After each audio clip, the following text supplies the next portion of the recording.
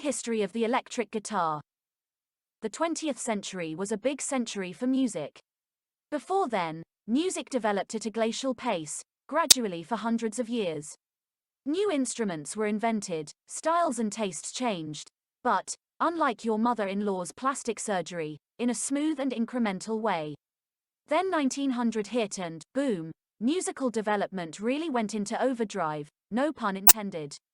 For the first time, music in one decade sounded outdated by the next. Music from the 1980s would have sounded completely alien to someone in the 1920s, or even the 1950s. That rapid development was possible because of rapid technological development. Every time some kind of technical paradigm shift occurred, it brought along new exciting ways to make noise. And with those new noises, new styles and genres of music.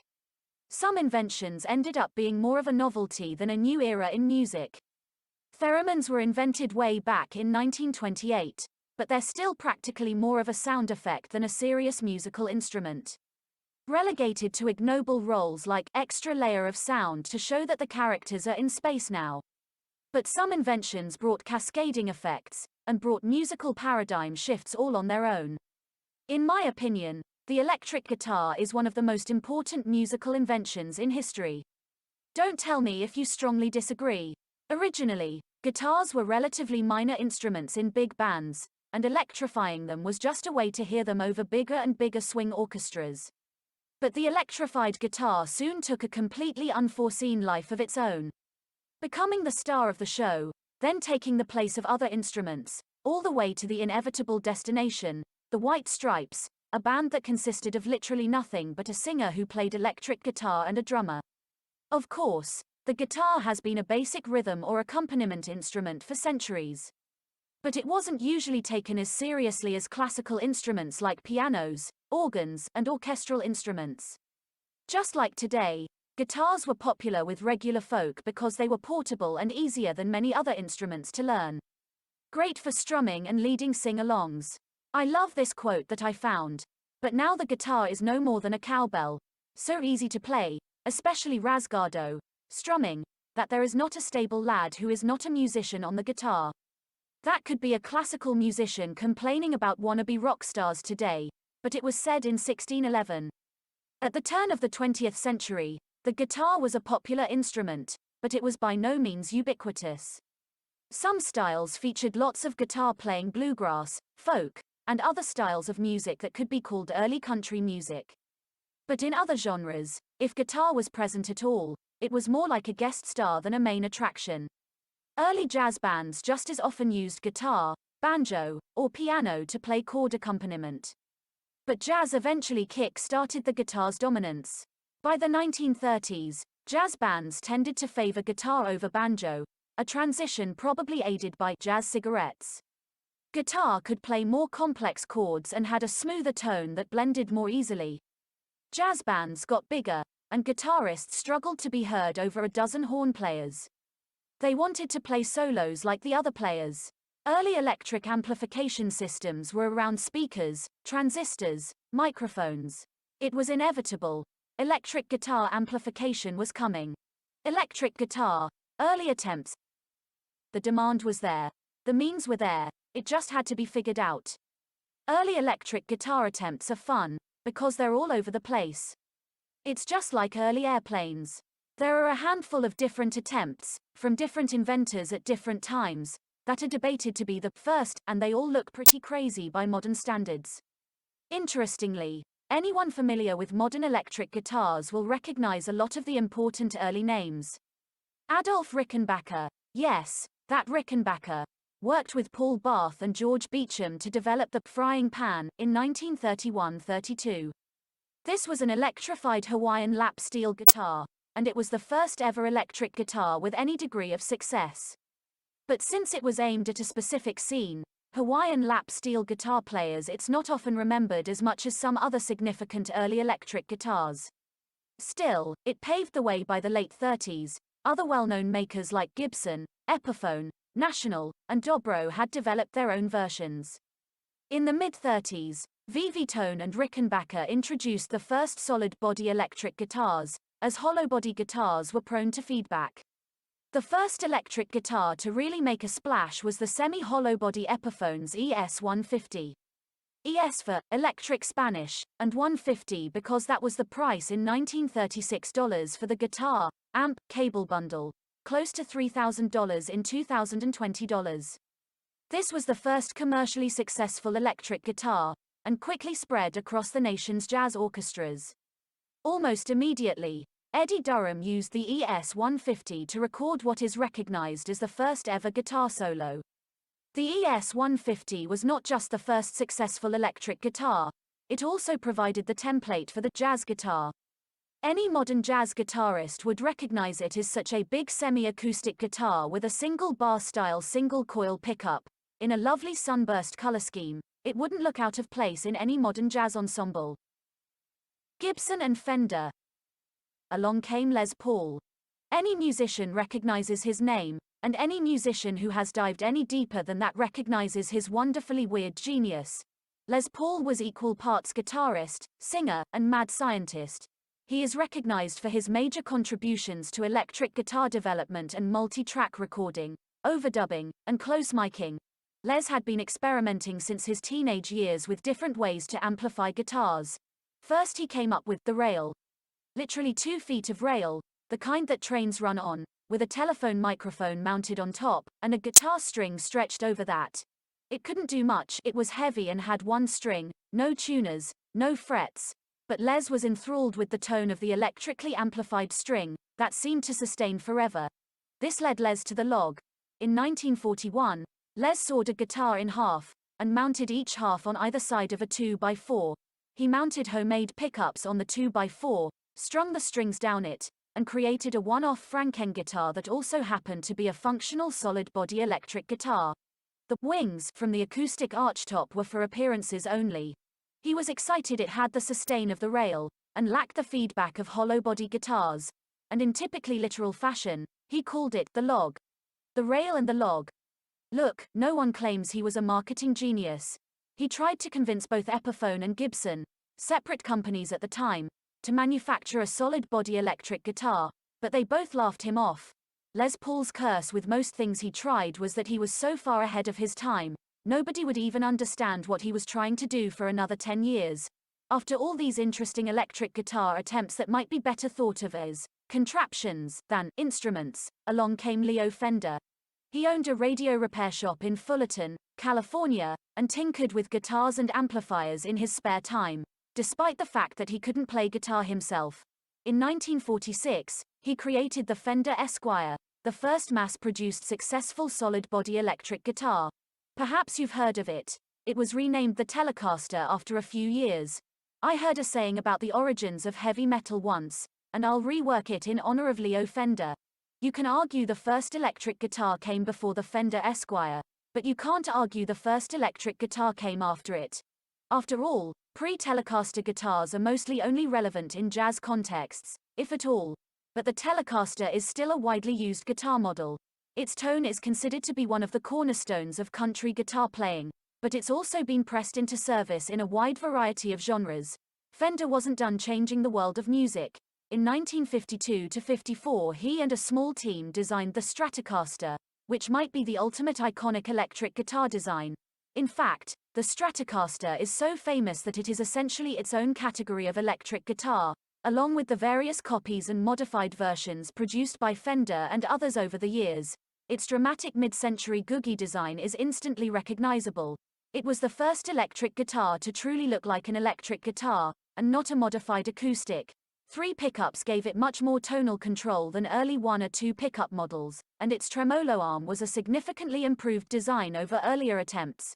Some of the most famous rock stars of all time have counted the Stratocaster as a weapon of choice. Hendrix, Clapton, David Gilmour, Jeff Beck, George Harrison, Buddy Holly, Mark Knopfler, Yngwie Malmsteen, Stevie Ray Vaughan.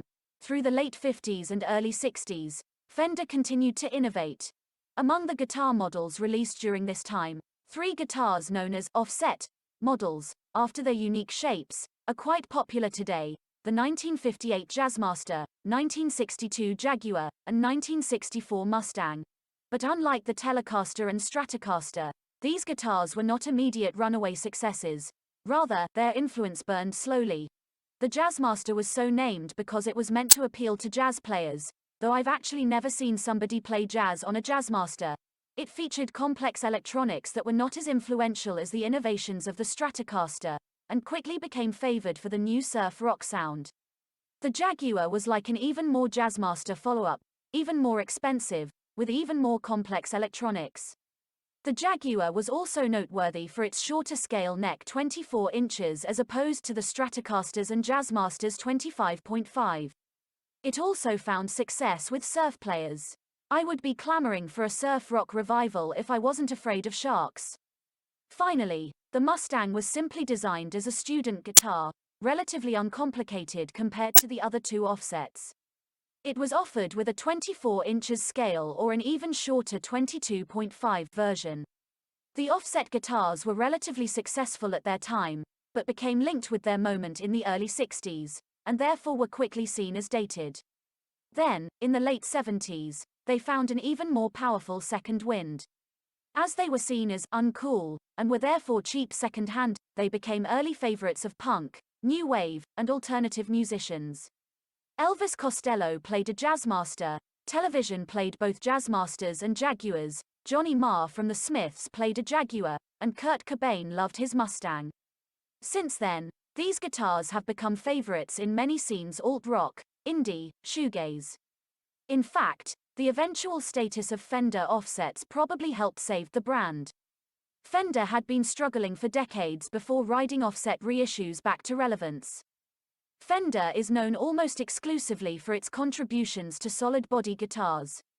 But its main competitors, Gibson and Epiphone, which became one company in 1957, were known for an influential variety of semi-hollow body and solid-body guitars. This is a good moment to tease apart some oft misunderstood terms. True hollow-body guitars are uncommon, due to the aforementioned feedback issues. Most hollow-body guitars are actually semi-hollow body.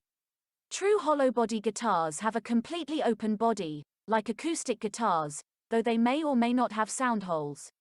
Semi-hollow body guitars feature pickups mounted on a solid block of wood through the center of the otherwise open body. This wood block allows the volume to be turned up higher without feedback.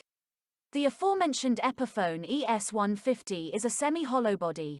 Among the only well-known true hollow body guitars are the Epiphone Casino and Gibson ES330. Epiphone is well known for its semi-hollow body guitars. Further developments kept the ES naming scheme, such as the ES250 and eventually, under Gibson, the ES335, perhaps the most iconic semi-hollow body of all time. If you've ever watched Back to the Future, you will recognize this as Marty McFly's guitar during Johnny Be Good. Although the original song was probably recorded with a similar ES350. Gibson and Epiphone's semi-hollow body guitars allow for a warm, dark, and somehow organic tone compared to solid body guitars, and as such they are popular in earthy and traditional genres like blues, jazz, and rockabilly. But Gibson was not content to just rule the semi-hollow body world. Their solid body guitars rival Fender's for influence. In 1952, Gibson apparently made amends with Les Paul after laughing off his log 10 years before, and worked with him to design the guitar that bears his name. The Les Paul guitar is an excellent counterpoint to the Stratocaster. It's heavy while the Strat is light. Its neck is shorter at 24.75 scale as opposed to Fender's 25.5. It has two simple P90, and later humbucker, pickups, for a full and satisfying tone, as opposed to the Strat's three tonally complex single coils. Its design is relatively simple, and it just plain sounds good. Les Pauls are still extremely popular, though often in different genres from Fender guitars. While Fender guitars are favored in country, surf, indie, and alt-rock, Les Pauls are more often found in rock, hard rock, punk, and metal. In my highly simplified opinion, use Fender guitars when you want people to notice how good your tone is, and use Les Pauls when you don't want them to notice how good your tone is. The Gibson SG is perhaps its second most popular model, with a funny history. The SG was actually introduced in 1961 as a redesign of the Les Paul, though it was redesigned without his input or consent. Les Paul himself didn't like it, and asked for his name to be taken off. So the name was changed to the SG, for solid guitar, and the original Les Paul was reintroduced in 1968. The SG is much thinner and lighter than the Les Paul. It features a double cutaway body ostensibly for better upper fret access, but conveniently reminiscent of devil horns. The SG was cheaper than the Les Paul, and the standard model stands as Gibson's highest-selling all-time model. While Gibson was dominant with semi-hollow body designs, and their Les Paul was respectable competition to Fender's solid body designs in the 50s, by the late 50s and early 60s they were starting to fall behind in the solid body game. Their solution was a series of dramatic, futuristic, for the time, guitars to stare down Fender. Unbelievably, the Flying V and Explorer were released in 1958, and the Firebird, a toned-down redesign of the Explorer, in 1963. When I say these guitars were futuristic, they were actually so ahead of their time that it was more of a liability than an asset. Fewer than 100 original Flying Vs were built before they were discontinued in 1959, and perhaps fewer than 50 Explorers during its initial run. Check Grandpa's attic. Some of these are valued at over $500,000. But just as with Fender's offset guitars, a slow-burning interest led to reissues 1967 for the Flying V, 1976 for the Explorer. Also, just like the Fender offsets, these guitars' moment happened long after the scene they were conceived to occupy. The dramatic shapes of these three Gibsons turned out to be a perfect complement to the 70s and 80s glam, metal, and hard rock aesthetics. Those scenes didn't just put style over substance, the style was the substance. PRS. Speaking of Gibson, a major figure in that company was Ted McCarty. He was president of Gibson from 1950 to 1966, a period that some refer to as its golden age for guitars. He oversaw the development of many of Gibson's most notable contributions: the Les Paul, ES-335, Tune-O-Matic bridge, humbucking pickups, and models like the Explorer, Flying V, and Firebird. An ambitious American luthier named Paul Reed Smith noticed in the 1980s how often McCarty's name appeared in Gibson patents, and he contacted McCarty and hired him as a consultant and mentor. The two developed Paul Reed Smith, PRS guitars, officially founded in 1985. PRS guitars are mostly known for their electric solid body guitars. The guitars are still working to make a dent in the public consciousness. Gibson and Fender have decades on them, after all. But the guitars are known for a relatively high price tag and a remarkably flawless build quality. Many players brag that they are the best-made guitars out of the factory. PRS guitars are also known to be extremely versatile. They can handle almost any genre with ease. But with that versatility comes a drawback. Perhaps they are so flawless, and so musically flexible, that they don't have the character of other brands. They tend not to make a strong impression, except as a good guitar. You could compare owning a PRS versus a vintage Fender, to having a modern Mercedes sedan as your daily driver, as opposed to a vintage muscle car. The Mercedes is better engineered and can handle more scenarios, but the muscle car will probably turn more heads.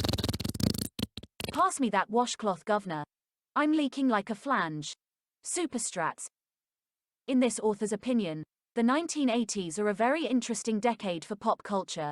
Much of the popular aesthetics of the 70s were a smooth development from the 60s, but the 80s brought an abrupt stylistic shake-up, digital technology, radical new fashions and music, and with this new era, new taste in electric guitars. Fortunately, synthesizers and drum machines didn't render electric guitars obsolete. On the contrary, the rise of heavy metal and its subgenres ushered in a new electric guitar era. Perhaps the defining characteristics of heavy metal are super high-gain guitar tones and fast virtuosic playing.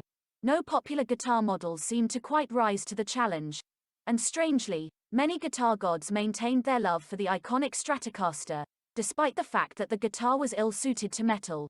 The single-coil pickups were noisy and thin in high-gain settings, and the neck was long and slow. Thus, a phenomenon was born of high-profile players modifying their Stratocasters to meet the task. Ritchie Blackmore of Deep Purple and Michael Hampton of Parliament Funkadelic were among the first, making modifications like swapping in humbuckers and reversing headstocks. But the tastemaker was Eddie Van Halen, with his legendary Frankenstrat.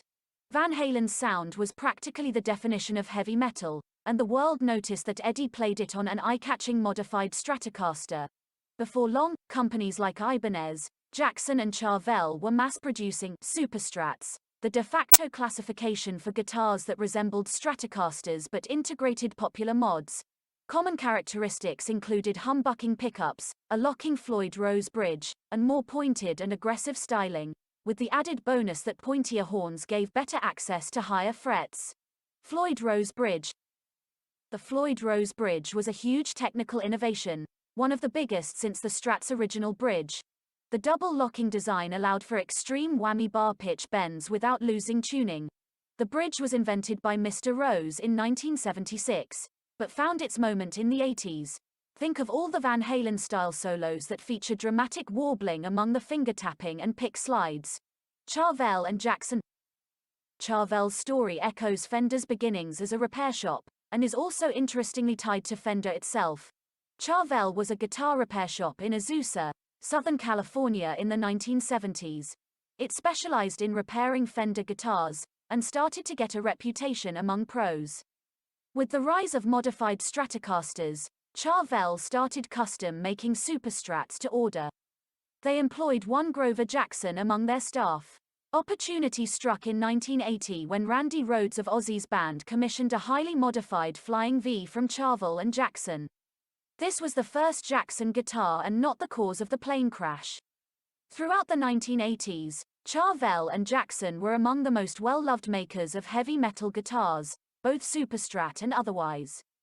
Fender, struggling in the 1980s, released a few models of Superstrats themselves. Ironically, these were among the least successful Superstrats. Fender wasn't known for quality as it had once been, and as it turns out, actual Fender fans were not interested in buying Superstrats from Fender, preferring Fender's more iconic models.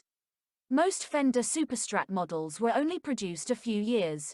But as Fender and Gibson knew all too well, tastes change. With the rise of grunge and alternative in the 90s, hair metal quickly went from cutting edge to gauche. Makers like Charvel and Jackson, who relied heavily on heavy metal guitar designs, were suddenly the ones struggling to adapt. And in a final irony, Fender purchased both brands in 2002. Ibanez.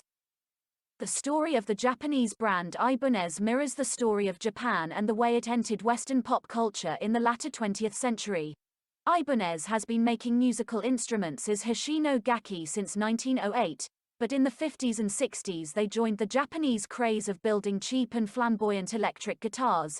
Ibanez also took to making guitars that were essentially unlicensed copies of well-known American brands such as Fender and Gibson. This is now known as the lawsuit period, resulting in a late 70s lawsuit from Gibson that ended the practice. But starting in the 80s, Ibanez started to redefine itself, and managed to transition from novelty to serious guitar competitor. In the mid-80s, Ibanez collaborated with guitar virtuoso Steve Vai to design the Gem and the Universe. Both are Superstrat solid-body guitars. The Gem is instantly recognizable for the carrying handle cut out of the body. The Universe forgoes the handle, but it is noteworthy as the first production 7-string guitar. Ibanez also developed another Superstrat model known as the Roadstar, or RG. Ibanez was able to meet a moment. Their Superstrat models came to the right place at the right time. Steve Vai's name gave the Gem and Universe serious credibility, and the Universe satiated metal players hungry for more strings. The RG is known as a great axe for high-speed shredding, perfect for thrash metal. As such, the RG is one of the top-selling ever Superstrat models. ESP is another Japanese manufacturer, whose story is comparable to Ibanez.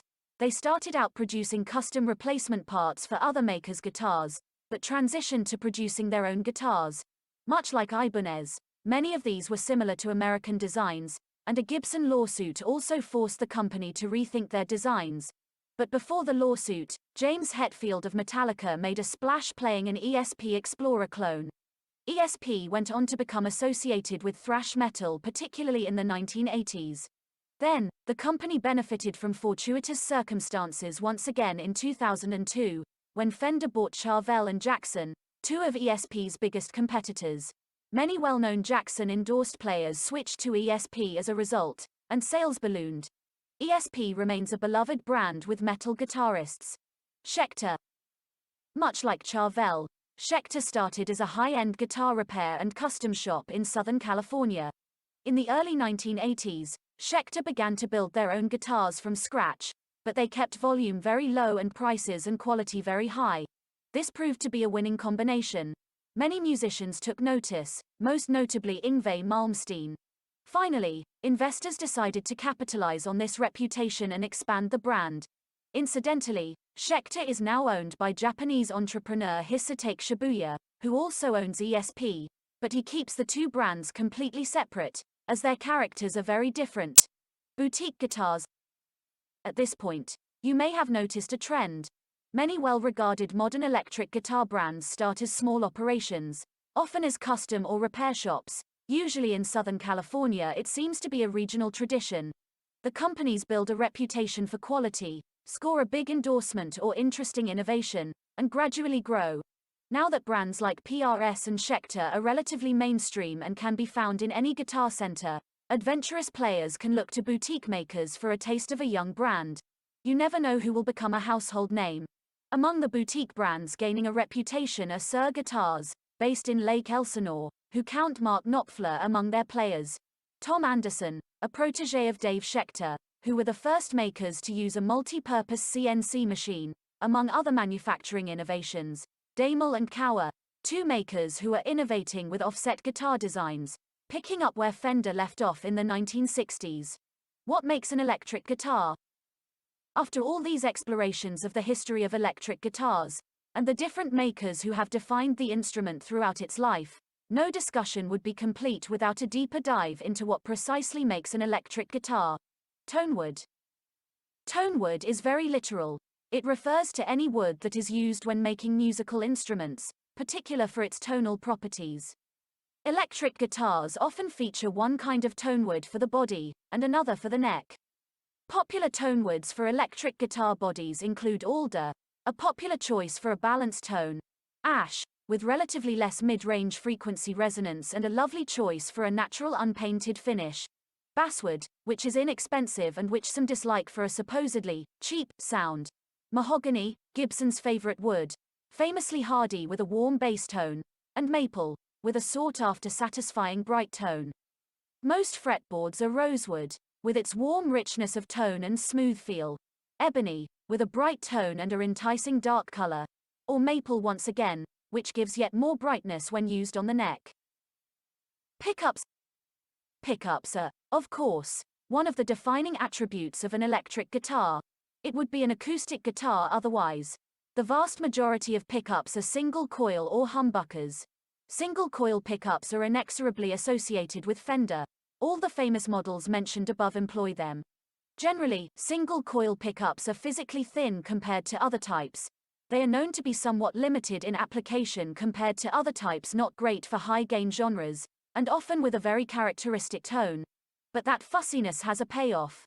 Nothing compares with a single coil pickup well used in its element. To hear single coil pickups at their best, listen to surf rock or country. But they are equally at home in funk, blues, reggae and ska, and less hard rock genres. Humbucker pickups are the yang to single coil's yin. They are fat, both physically and in tone. They are associated strongly with Gibson and Epiphone's classic solid body models. There is nothing better for crank distortion in hard rock. Again, though, they can be well pressed into a huge variety of other genres, they just tend to have less distinct character when it comes to clean tones. Finally, the P90 pickup is a unique and less common type. It's technically a single coil pickup, but distinct enough to deserve its own category. This writer loves his Epiphone Wildcat, a semi-hollow body featuring two P90s. This pickup is actually the predecessor to the humbucker, and was the original Gibson Les Paul pickup. The P90 sort of acts like an in-between for single coils and humbuckers. Better for high gain than a single coil, better for clean than a humbucker. It does have a distinct tone, with tons of midrange. It sounds vintage, thick, and earthy to my ears. Great for blues and medium hard rock. Electronics. A pickup alone does not an electric guitar make. A suite of electronics is required in tandem with the pickup to make the guitar function.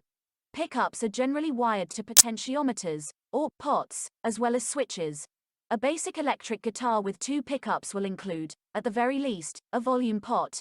The player can play with both pickups full volume, just the bridge for a lead tone, just the neck for a rhythm tone, or some blend of the two to taste. Often, a switch will also offer a shortcut. On Les Pauls, for example, the player can keep both volume pots at full volume and switch between the middle position, both pickups, or just the neck or bridge.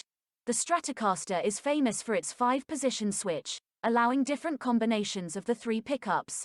This is a different kind of 5-position switch than what your cousin, performed at that frat party in 2004. Capacitors are often used as tone controls in electric guitars. They function as primitive analog low-pass filters. In other words, they let you cut the low frequencies out of your tone.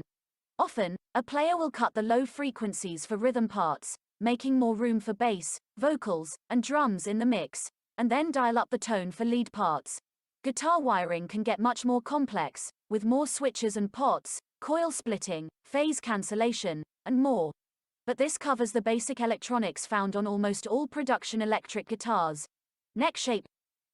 Neck shape, otherwise known as back shape or neck profile, refers to the cross-section of the neck. There are 6 common neck shapes, quite literally named, and each with different attributes. C-shape, otherwise called the oval C. The most common type, a good compromise between all the shapes, comfortable for most hands and most styles. D-shape, or modern flat oval, with a flatter back than the C-shape. U-shape, sometimes known as a baseball bat neck. As the name implies, it is thick, ideal for players who rest their thumb on the neck, but perhaps a struggle for small-handed players. Telecasters use this shape. V-shapes, divided into soft, medium, or hard V-necks. Medium V-necks were more popular on vintage models, and associated with thumb over the top playing in country and blues. Soft V-necks are a compromise between the V-shape and a more oval shape, and are used on the SRV signature Stratocaster. Hard V-necks are considered an extreme shape, usually found only on custom models. Body shape. Body shape is an interesting topic for electric guitars. Most instruments rely on body shape as an integral part of creating a musical tone. Think of brass instruments, violins, grand pianos, and more. Some instruments are electronic, and body shape is totally arbitrary like a digital keyboard. Electric guitars are unique because body shape is important sometimes and not others. As mentioned earlier, electric guitars are usually semi-hollow body or solid body, or rarely, true hollow body. Hollow body and semi-hollow body guitars typically have certain design elements in the body shapes.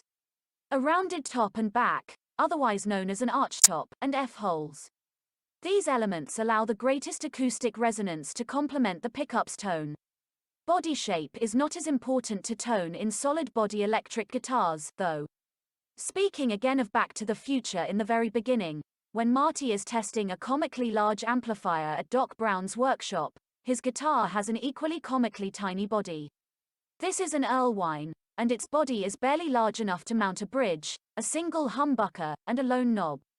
As you can see, as long as you have enough room for the essentials, the size and shape of the body is unbelievably flexible. Most electric guitars also feature a single or double cutaway in the body. This refers to an indentation near where the neck meets the body. Single cutaway designs, such as the Telecaster and Les Paul, are functional better access to high frets. Double cutaways such as the SG and Stratocaster are more aesthetic. Shite, mate, here come the green apple splatters. Hardware. Other than the obvious, neck, body, pickups, and electronics, electric guitars are finished off with a set of hardware that keep the whole ensemble together. The most prominent hardware includes tuners, pickguards, and bridges and saddles. But the category also involves elements like the string nut, the knobs and switches themselves, instrument jack mounting plates, and all manner of screws, nuts, washers, and springs found throughout the instrument. DIY modifications. Electric guitar owners are like car owners. Some just want to buy something great made in a factory, and enjoy it, stock. Others look at an electric guitar as an opportunity for endless customization and modding. As you may have gleaned from the Superstrat section, This taste for customization extends to pro players. Brian May of Queen famously built his Red Special from scratch with his father's help, the neckwood coming from a fireplace mantle. Modding electric guitars might sound intimidating, but it doesn't have to be. You don't have to be a luthier for some of the easier DIY mods. Don't confuse this with what your stepdad gets, that's a DUI. Once you've gotten comfortable swapping strings or even setting up your own guitar, you might set your sights on some popular home mods. Many players like to swap out pickguards or tuning knobs, bridges or saddles, or even pickups. In fact, while researching this article, I came across forum users discussing carven guitars. The seemingly unanimous opinion was that carven guitars are excellent instruments with terrible pickups. One user suggested that part of buying a carven was making a plan to swap out the pickups. If you play a guitar that has issues with hum, you can do some simple shielding DIY fixes. This can involve mounting foil tape inside your guitar, or swapping out the pickups for specialized, noiseless pickups. And there you have it, a brief history and survey of electric guitars. It's truly a wonderful instrument, a gift that keeps on giving. You could spend your life playing electric guitar, exploring different ways of playing and owning electric guitars, and never tire of the possibilities.